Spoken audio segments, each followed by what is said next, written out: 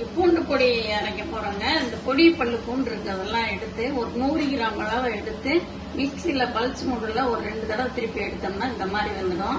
பொட்டுக்கல்ல ஒரு 100 கிராம் எடுத்திருக்கோம். கொஞ்சம் மிளகாய் பொடி, பெருங்காயத்தூள், அவ்வளவுதாங்க இதுக்கு தேவையான பொருட்கள். உப்பு, ஒரு 4 ஸ்பூன் எண்ணெய் விட்டுக்கோங்க, நல்லெண்ணெய். எண்ணெய் சூடேறணும்னே பூண்டு லேசாக உடச்சி வச்சிருக்கோம் பார்த்தீங்களா, இதை வந்து இந்த எண்ணெயில் போட்டு வறுத்து எடுத்துக்கலாம்.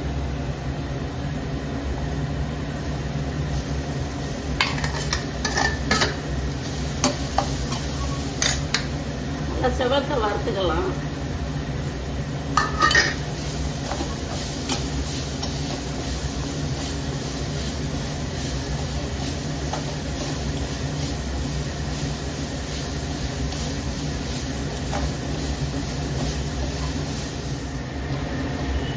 பூண்டு வந்து இந்த அளவுக்கு நல்லெண்ணெய் விட்டு வறுத்து எடுத்துடணுங்க.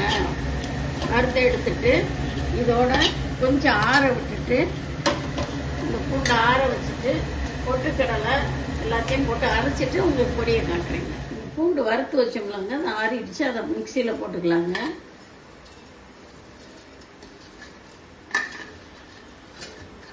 போட்டாச்சு.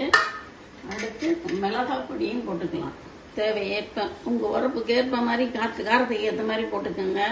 பெருங்காய பொடி போட்டுக்கோங்க. போட்டாச்சா, இந்த பொட்டுக்கடலையும் போட்டுக்கிறோங்க. பொட்டுக்கடலையும் போட்டுட்டு மொத்தமாக போட்டு அரைச்சிடலாம். இதையும் போட்டுட்டு உப்பு தேவைக்கு ஏற்ப சேர்த்துக்கோங்க. தேவைக்கேற்ப உப்பு சேர்த்துக்கோங்க. இந்த அளவுக்கு பொடியெல்லாம் கலந்துட்டுங்க. கலந்து இந்த அளவுக்கு அரைச்சா போதுங்க. இந்த பாருங்க, சூப்பரான பூண்டு பொடி ரெடி ஆயிடுச்சுங்க. தோசை, இட்லி, தோசைக்கு பொடி பூண்டு பொடி போட்டு தோசை சுட்டா சூப்பராக இருக்குங்க. டேஸ்டான பூண்டு பொடி ரெடிங்க. கைஸ், லைக்கும் சப்ஸ்கிரைபும் பண்ணுங்க எங்க சேனலுக்கு. Thank you guys.